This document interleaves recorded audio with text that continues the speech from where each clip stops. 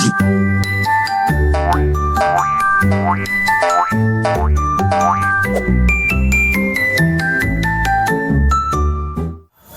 halo teman-teman semua. Kita kembali lagi bersama ngobrol-ngobrol di Sekolah Motekar ya. Nah, sekarang kita berkesempatan untuk ngobrol bersama salah satu siswa reguler kelas Sekolah Motekar gitu. Teh, gimana kabarnya sekarang Teh? Alhamdulillah baik. Oke, sehat? Alhamdulillah. Lagi sibuk apa sekarang? Sibuk apa ya? Sibuk masih mencari mimpi sih. Mencari mimpi. Masih dicari ya? Belum ada Masih mimpi? belum. Masih abu-abu gitu mimpinya. Oke Teh. Sekarang boleh perkenalan dulu. Halo semuanya, perkenalkan nama aku Alula Farhamaya Maruli. Aku asalnya dari Sukabumi, Jampang Kulon. Umur aku 15 tahun. Kalau sekolah biasa kelas 9 SMP. Hey, jadi namanya Alula. Ya. Tapi Aiki di sini panggil Teteh aja Ya, ya. panggil Teteh aja. Jadi kalau yang udah biasa kan manggilnya Teteh. Iya. Oke, Teh.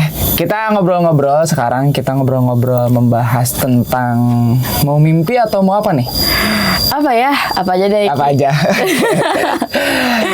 Kemarin risetnya tentang apa Teh? Riset aku tentang kesehatan. Tentang kesehatan? Iya. Jadi dokter gitu. Aduh, gimana dokter ya? cilik, bukan? Bukan Oh, dong. bukan. Oke, boleh diceritain Teh. Kemarin, semester kemarin itu Teteh risetnya tentang apa? Boleh, silahkan. Jadi kemarin aku itu tentang kesehatan, terutamanya di kesehatan. Jadi aku juga ada praktek tentang obat-obatan. Jadi aku cari dulu penyakitnya apa, terus aku juga cari obat-obatannya apa gitu. Kalau kerangkanya itu seperti apa? Maksudnya ada narasumber, ada apalagi target risetnya sampai mana? Iya. Nah, gitu gimana? Jadi pertama kan kita tuh milih mau tema kita dulu apa. Kalau misalnya kayak aku udah dapet nih temanya kesehatan. Terus kalau udah kita tuh menentukan narasumber, terus target risetnya sampai apa gitu. Kalau narasumber aku tuh ada 3. Yang pertama itu ada Mbah, kakeknya Khalil. Jadi itu narasumber utama aku. Terus yang kedua itu ada narasumber kepenamaan, ada Om Aji, sama yang terakhir narasumber kepenulisan itu sama Aiki. Narasumber. Aku juga narasumber. Narasumber kepenulisan. Oke. Nah, tadi Teteh ngobrol-ngobrol tentang apa? Sumber data ya? Iya. Nah, sumber datanya tuh apa dalam riset Teteh ini? Beda-beda, ada yang film, ada yang dari buku juga, ada yang langsung nanya ke narasumbernya. Kalau aku tuh kemarin dari buku Aiki. Oke, bukunya siapa? Kalau boleh tahu. Bukunya Dr. Ali Hasman. Judulnya? Judulnya Cinta, Kesehatan, dan Munajat Ma'inun Najib. Oke. Jadi itu cinta, kesehatan, dan munajat MH Ainun Najib. Ada sambungannya ya? Ada korelasinya sama tema riset? Ada. Sama-sama membahas tentang Kesehatan. Tapi kayaknya ini bakal lebih menarik dari buku ini. Kalau boleh tahu nih sebelum dilanjut Aiki nanya tentang isi bukunya, kenapa Teteh memilih sumber data buku tersebut? Sebenarnya aku tuh bukan yang milih sih, aku tuh dikasih saran sama Pak Denny, coba kamu baca buku ini gitu, karena walaupun agak jauh dari dari sangkut pautnya sama riset aku, cuman aku bisa sedikit ngambil pelajaran intinya itu di Islamnya gitu loh. Di buku ini tuh ngebahas dalam Al-Quran tuh kesehatan tuh seperti apa, terus kita juga ngambil kesehatan dari cara Nabi hidup sehat seperti itu. Jadi kurang lebih si buku ini tuh berfungsi dalam dasar ya, Ya. sebagai dasar jalannya risetnya Riset, Teteh. alasnya gitu. Ya. Fondasi. Ya, kurang fondasi. lebih. Oke, jadi berarti buku ini nih sangat penting dalam risetnya Penting banget. Kalau boleh tahu Teteh berapa lama baca buku ini? Aduh, berapa ya? Sebenarnya kan di buku ini tuh ada, jadi di buku ini tuh pakainya stanza. Di buku ini tuh ada 9 stanza yang mana masing-masing stanzanya itu ada banyak pembahasan. Tapi aku cuman baca sampai 3 stanza karena karena waktu itu waktunya mepet, terus juga pembahasannya tuh terlalu tinggi gitu buat aku. Jadi Jadi banyak banget tantangannya. Ya, sampai wah, Apa aja tantangannya itu dalam buku ini? banyak. Ada dari mulai bahasanya aku kurang mengerti, terus kata-kata gitu loh. Jadi apa ya? Banyak deh pokoknya, nggak banyak sih, cuman terutama di kata-katanya gitu loh. Jadi banyak kosakata yang Teteh belum mengerti. Iya, belum mengerti.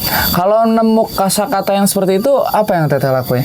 Kalau aku nemu tuh biasanya aku tulis, nanti aku tanyain ke narasumber aku gitu. Oke, banyak sekali effortnya ya. Banyak banget.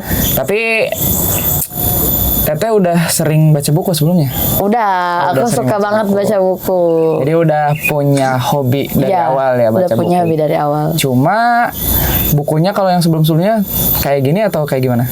Enggak, kalau yang biasa aku baca kan lebih ke novel gitu.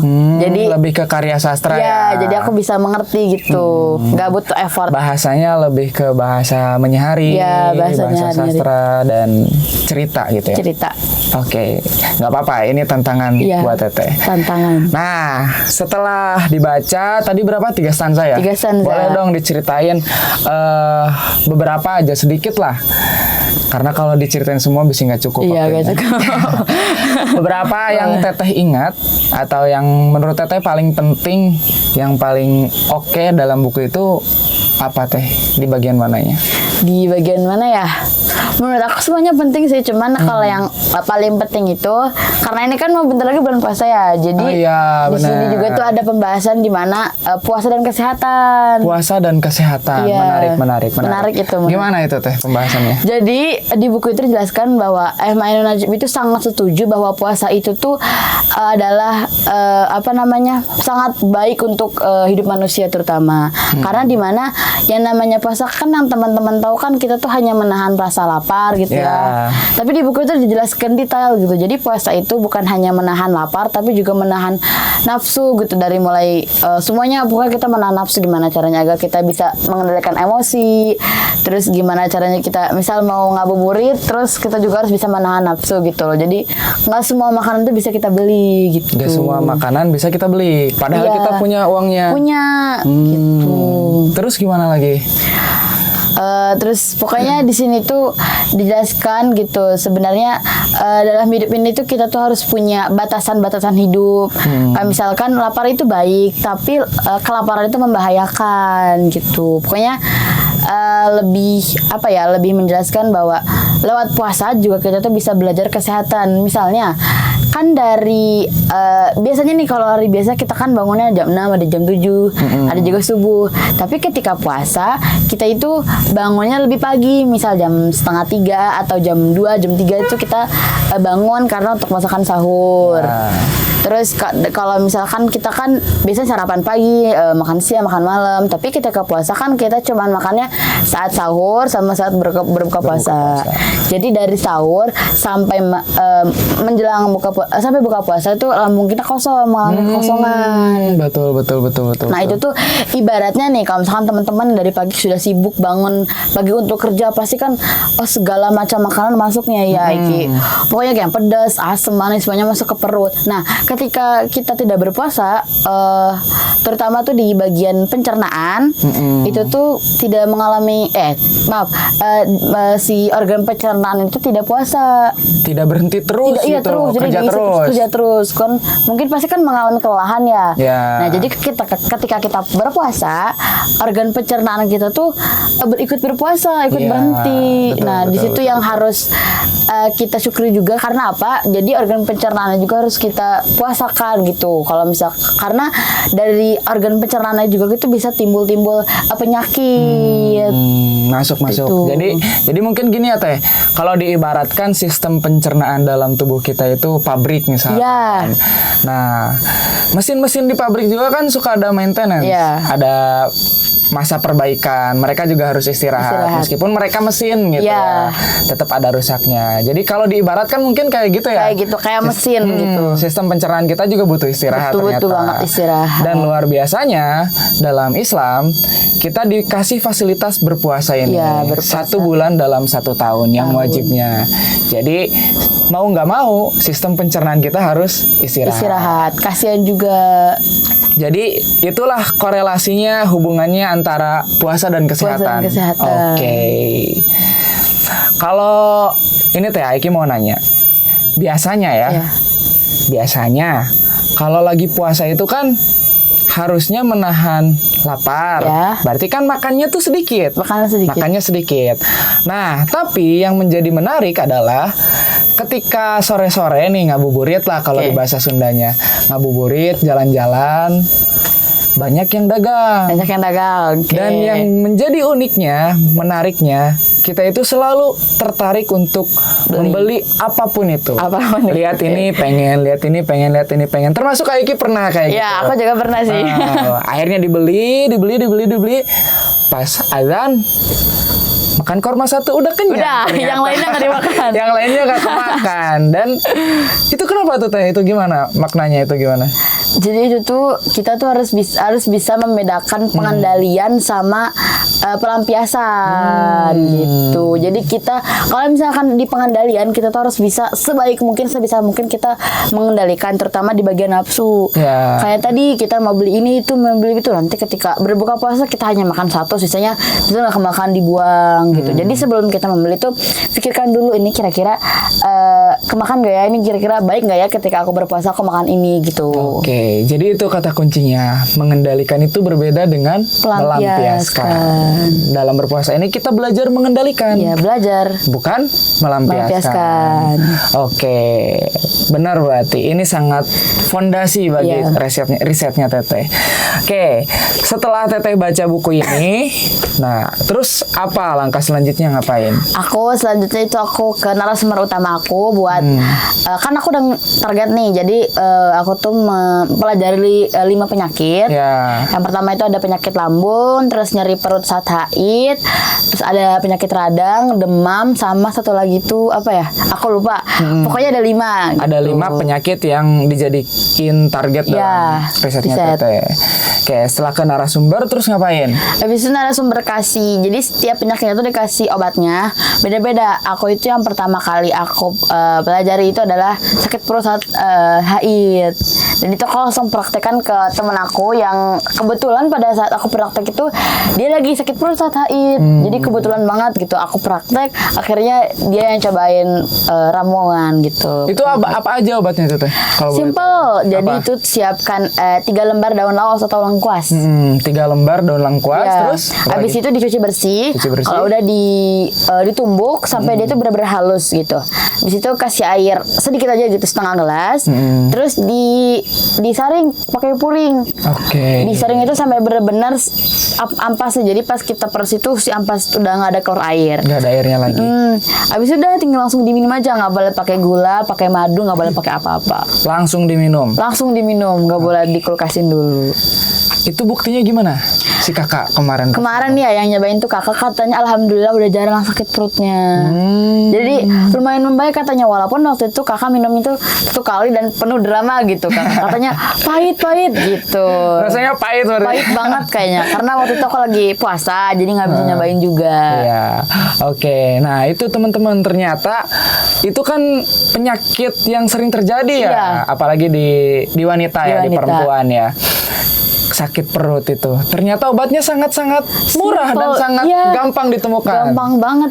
Cuma 3 lembar daun Daun lengkuas lengkuas. ditumbuk ya. Iya. Terus diperes dan airnya diminum. Diminum. Nah, luar biasa. Berarti kesehatan yang dimaksud sama risetnya Teteh itu bukan kesehatan tadi yang kayak dokter gitu Iya, ya. bukan. Kesehatan modern. Bukan, Tapi jadi kesehatan tradisional. Tradisional, Daripada oke. beli mahal-mahal Aiki buat habis puluhan ribu mending udah cari ke kebun atau ke sawah daun Iya. lengkuas tinggal ngambil. Karena Teh, setahu Aiki, obat-obat modern itu yang udah berupa kapsul ataupun sirup, itu ternyata diambilnya bahan-bahannya juga dari tumbuh-tumbuhan. Jadi sama-sama aja Sama gitu. aja, cuman berbeda prosesnya. Ya, kalau itu kan udah diproduksi di pabrik, udah dipil, udah dipasarkan, dikemas. Nah, kalau kita langsung ke resource yang paling awal, ke sumber yang paling awal. Sebenarnya begitu. Iya. Oke. Setelah Teteh praktek tadi 5 penyakit itu, Ya, kepraktekin semua. praktekin alhamdulillah. Setelah itu ngapain juga Teteh? Setelah itu aku Udah sih cuman sampai ke praktekin. Oh, nanam. Sebelum praktek aku juga nanam. Nanam apa? Nanam lengkuas, kunyit Ya. sama biji lada buat prakteknya gitu. Jadi aku sebagian ngambil dari kebun, sebagian juga beli di luar. Oke, jadi bahan-bahan yang Teteh pakai buat praktek bikin obatnya itu diambil langsung dari hasil menanamnya. Luar biasa. Jadi makin irit ya. Iya, makin irit. Makin irit dan makin keren lah. Gitu. Oke, Teteh. Kedepannya Teh, sekarang nih kira-kira Teteh mau riset apa gitu? Ada gambaran nggak? Belum sih, belum ada gambaran mau riset apa. Oke, pasti lebih keren lagi dari yang kemarin ya. Mudah-mudahan. Mudah-mudahan. Oke, Teh, boleh nggak kasih tips nih buat teman-teman semuanya untuk nanti menghadapi bulan puasa Ramadan biar puasanya semakin berkah, semakin optimal, semakin lebih baik daripada yang kemarin. Ada nggak tuh? Tipsnya apa ya? Tipsnya dari aku sih harus bisa menahan nafsu gitu. Jangan biarkan nafsu itu menguasai diri kita gitu. Jadi kita harus bisa melawan sekuat mungkin nafsu kita aja. Karena kalau kita tidak bisa menahan hawa nafsu gitu, kita akan terus terbawa atau tenggelam dalam nafsu tersebut gitu. Karena kita tidak akan bisa puasa kalau kita tidak nahan nafsu gitu. Jadi harus bisa menahan nafsu gitu. Walaupun aku juga masih belajar. Ya, ingat ya teman-teman, untuk kita semua gitu. Ternyata yang paling susah dalam berpuasa itu bukan godaan fried chicken. Iya. Bukan godaan nasi padang ya. Bukan godaan makanan apapun. Ternyata yang paling berat adalah godaan dari hawa nafsu. Iya. Oke, semoga di bulan puasa yang menjelang nanti itu kita bisa melakukan ibadah dengan sebaik-baiknya dan lebih baik daripada yang kemarin. Oke, terima kasih banyak Teh untuk waktunya. Asik banget ngobrol-ngobrolnya. Mudah-mudahan nanti kita bisa ngobrol-ngobrol lagi di lain kesempatan. Oke? Oke, siap. Oke. Terima kasih teman-teman semuanya yang sudah menonton. Terima kasih. Dadah. Dadah.